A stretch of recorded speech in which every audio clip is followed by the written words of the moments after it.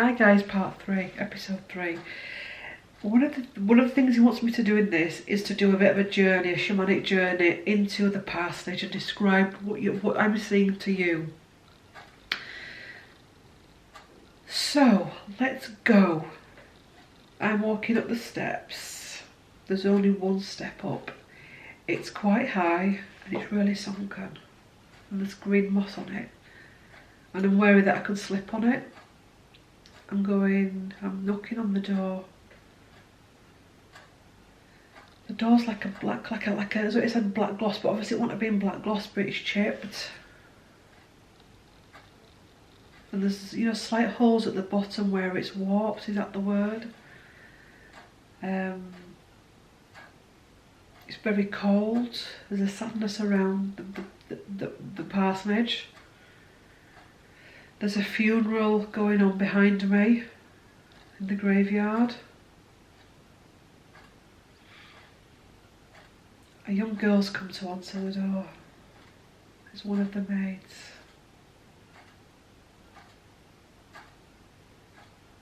She's got some teeth missing at the front because obviously they wouldn't have been brushing the teeth. But she's such a sweet girl actually, really sweet girl. Very kind. Very thin. Fingernails are dirty. As you would have been a maid in those times. So I'm in the hallway. What colour is the hallway? It's very dirty. Very dirty, black soot from the fires and from the smoking from the pipes and the cigars that will have been smoked in there. Also, as well, I'm being told that when they opened the door, there was a lot of black soot that came in through the front door from factories and houses that had chimneys. Very sooty then.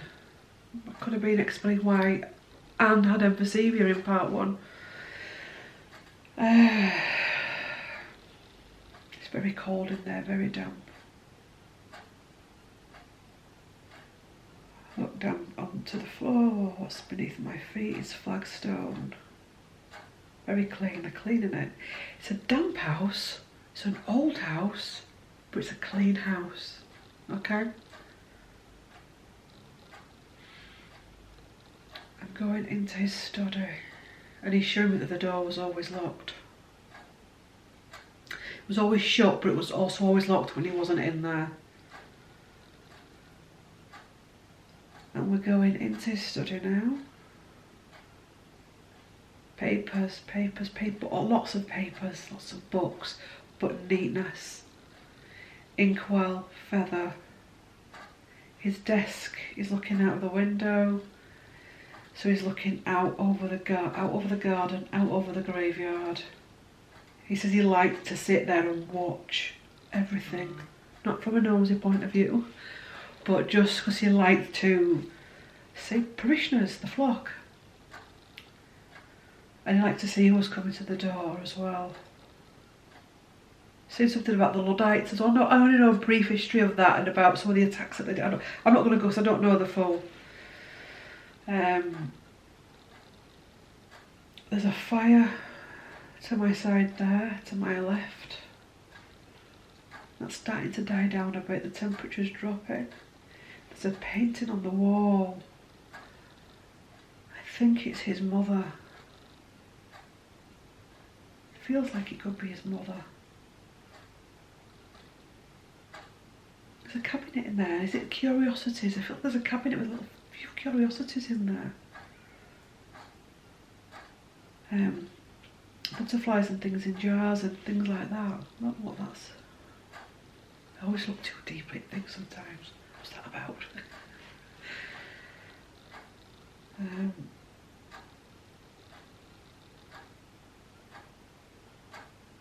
I'm looking up.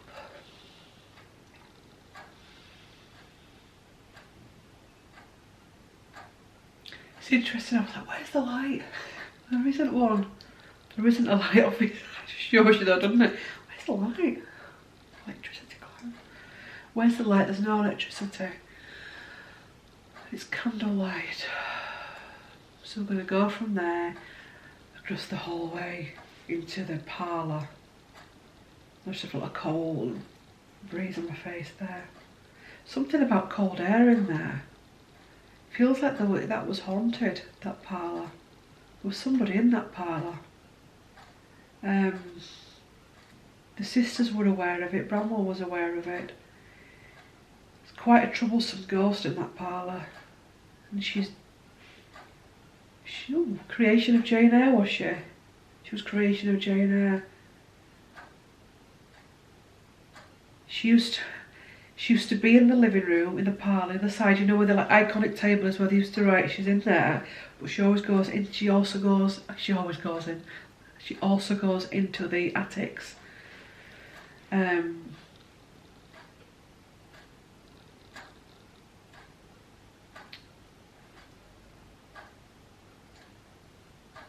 Charlotte had the gift, you know, because I'm seeing Charlotte actually had the ability to keep her out of that room when she was in there, because she used to, yeah. Which was Charlotte did Jane Eyre, didn't she? Feeling really shaky talking about that girl. You couldn't believe that was my job, would you? To empty houses of spirits. Should we send her over? We'll send her over. Opening up the portal. She actually turned around and said thank you. I was like, oh, thank you. See, that's the thing, when spirit gets trapped, that's when they can get you. It's like us. If you walked into a room and your family didn't see you and you were like, you'd get frustrated, you'd be banging, wouldn't you? That's why ghosts bang. It's, I'm here, I'm here, I'm here. That's why ghosts bang. Unless they're a poltergeist anyway. So, who's in this room? What's in this room? A very different table to the one that's there now. It looks more like a farmer's kitchen table to me. I can't describe things at all.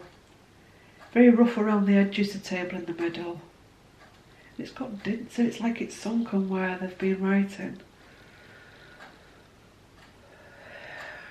That chair, that sofa thing that they said Emily died on, I'm seeing it on the opposite wall.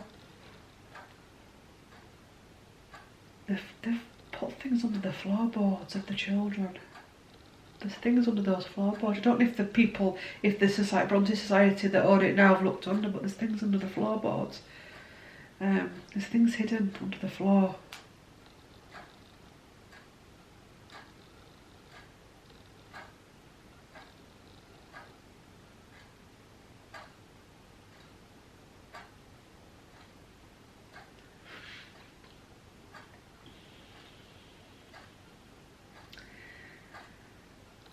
There's like a patterned paper on the wall, but it's had its day. There's a pattern on the wall that's faded in places. Let's say stencil, but I mean the word stencil, but did they stencil back then? Probably would have done.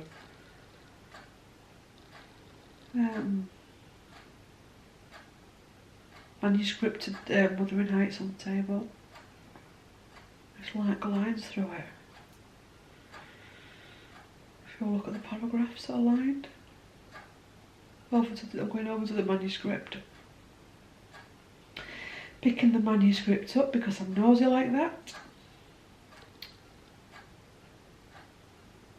What can I say?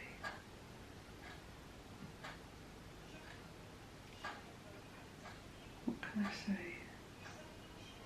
If you can hear something like Gary's probably just opened the living room door and we can hear what he's saying now in a Zoom call.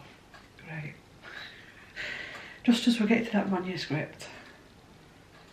Because it's a female voice talking, I didn't want you thinking, oh my god, come and listen to this on Claire's video, we can hear Emily Brontë in the background. You can't. It's a Zoom thing. What's on there? What's missing passages? They were too dark to be put in there.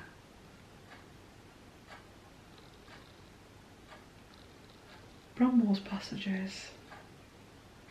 Bramwell helped to write that book. The private passages. There was an alternative ending. And I've been told to step back because it's private. There's another book on there of Emily's. feels more like a biopic that we've lost. So stepping out of there, and I'm not going to be able to go into every room obviously, going into the kitchens, into the kitchen at the back, the kitchen, very warm, condensation coming down the walls, back doors open, there's chickens there, it's the hub, the washing's going on there, everything's going on in there, different smells, different things cooking, baking. I want to say that most people that came to this parsonage went to the kitchen first, and the front door was used for special guests like myself, okay, like me and yours, because there's people coming out of that back door. The tradesman entrance. We're coming out of there, we're going to go up the steps.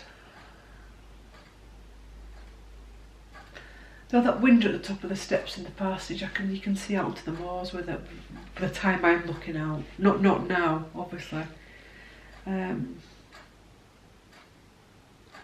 getting the feel the Brontë sisters are here, but they don't like going upstairs because I think I have a feeling their mother died upstairs, and they associate the upstairs of the house with death.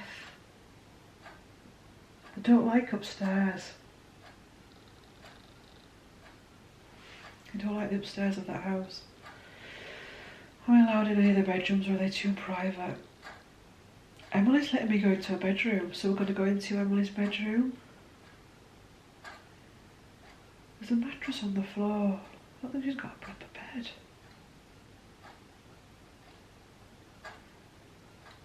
It's because she something about grounding. Again, I'm questioning it. There's a mattress on the floor that's made up as a bed, and it's Emily's bed.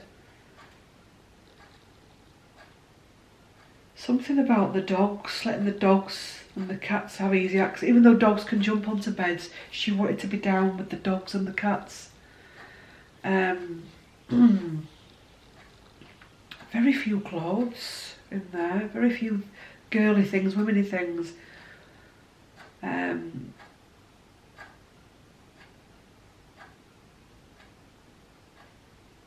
She's showing me the body of a cat that passed, and she kept the body for a while because she couldn't let go of the cat, because that's there as well. The window's really grimy. It would have been, wouldn't it? The window's really grimy. And we're looking out, and it's horse and cats and sound and church bells and the hubbub of Haworth. Three sisters are behind me looking at me in awe. She's doing it, Rosie, get her out.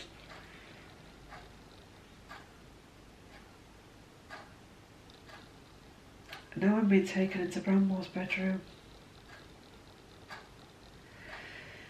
Hungover, coughing, spluttering, being sick. He had delusions, I'm hearing. I know they used different terminology back then, so I think he had delusions. He had delusions. So I think it's one of the sisters saying he had delusions.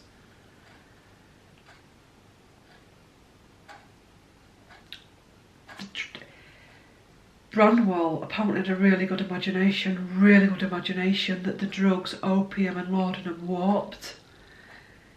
It's a bit like when we went with drugs now. You can either have a really good experience on drugs or it can go dark, and it went dark for him. I'm being shown a specific bottle of opium that he took, and it was the downfall. Because they're saying to me that actually it was the norm to take things like opium and things, you know, it was, that's what they did. There was arsenic in paint and all that kind of stuff. You could Google that, can't you? But yeah, it was a certain bottle that wasn't, probably one of them sisters that made it. Wouldn't surprise me. Stop being like that, Claire, you can't back. No, if you're getting on episode 3, I'm not talking about the Brontë sisters, I'm talking about the sisters they talked about in episode 1 that used to do black magic in Haworth. Expand your horizons. Show me a card. Can I have a card? Come on, Branwell. Can I have a card, Branwell? Show me a card, Branwell.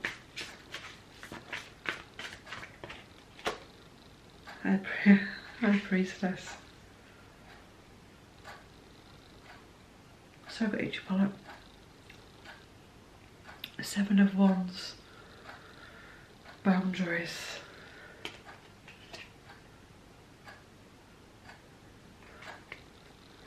That's what he's doing now.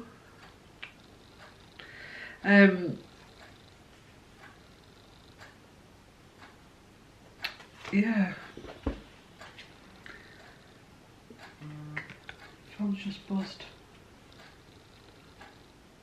You've watched my videos, haven't you? When I said my past life as Brontë, he's just confirming that all the lifetimes that I've had, past, present and future, all the experiences in this lifetime, is what I use for my healing business now. Oh, there's a cat there as well. Trust your intuition, trust your own magic, follow your own magic, and stay with the light. Stay with your craft. If you don't succeed with your craft, keep going with your craft. Keep going, keep going. Tweak it if you need to. Change it if you need to. Swap it around if you need to.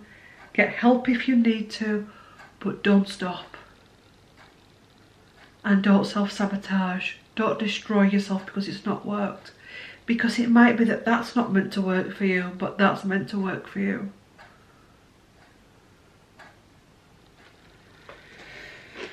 Branwell, Angel card.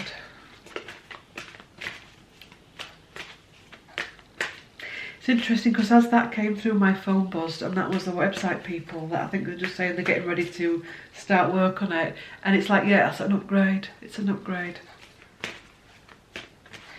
Just because you struggle in one incarnation, or just because you struggle in a part of your incarnations, doesn't mean to say that's the full story. We've all got all of this going on, if that makes sense. We've got incarnations where we've done great things, incarnations where we've done not so great things. Archangel Raguel, be fair in all situations, resolve your conflicts. Resolve your conflicts. And I'm feeling there were many conflicts that you left unresolved in that lifetime. So resolve your conflicts. Heal your bridges with your siblings, because siblings are important. And he's saying that not siblings are not meant to be alike, and that's something else that's coming through. And you may look at your own family and think, God, we're all so different, because we're meant to be different. And that's where the trouble comes in, because we can all be so different that sometimes it can be hard to get on. But love your siblings, forgive your siblings, don't trust your siblings. Why did I say don't trust your siblings? Because he didn't trust his siblings towards the end. He didn't trust his siblings towards the end, and it destroyed him. It destroyed him in the end. Balance. Extreme emotions, balancing our emotions.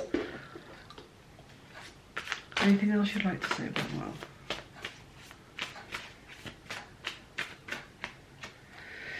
Ace of Pentacles, planting seeds and ideas. See what he's all about, Branwell. Planting seeds and ideas, keeping going.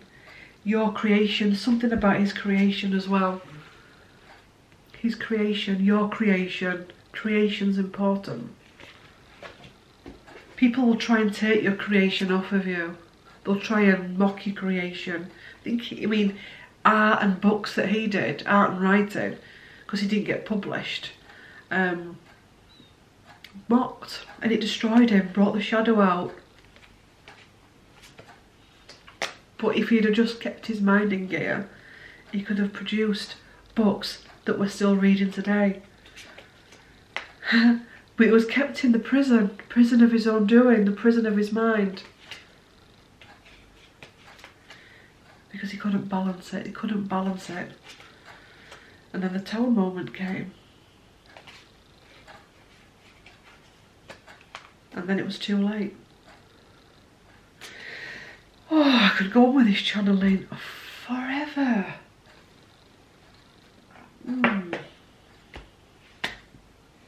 Final card from this deck for those watching before we close it down.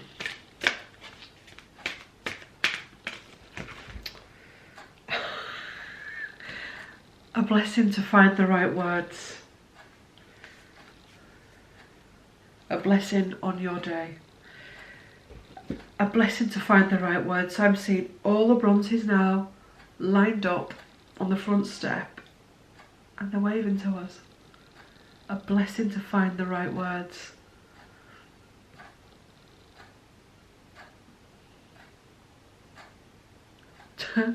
I'm laughing because 26th of June, Bronwell's birthday is the 26th of June and so is mine. A blessing to find the right words. Thank you for watching. If you've enjoyed this video, please do like, comment and subscribe. My playlist channeling a whole host of different people. Next week it will be the Cray Twins, which will be a different video altogether. I've channeled Reggie in the past, I've not channeled Ron, but next week they're both coming in. That's going to be about the undivine masculine energy, okay? So it's going to be another interesting one. And that's it, closing down. Sending those energies back to the light. Closing it down. Stepping out of the gate of the parsonage. Stepping back into this chair. Thank you for watching. I don't really want to go, do you? Just keep going. I would love to keep going, but I'm conscious that if you do it too long, it's a lot for people. And I get frustrated when people do it. When people are watching, it's like, oh my god, that video's way too long. Because actually sometimes we've not got the time to watch it all. We'll come back to this. I'm going to try and do a brand one at some point. It won't be straight away, and it'll be when time is right. Okay? I might do it round his birthday actually, 26th of June. We'll have a date with Branwell. Thanks for watching. I don't want to go. Thanks for watching. See you later. Bye-bye. Bye.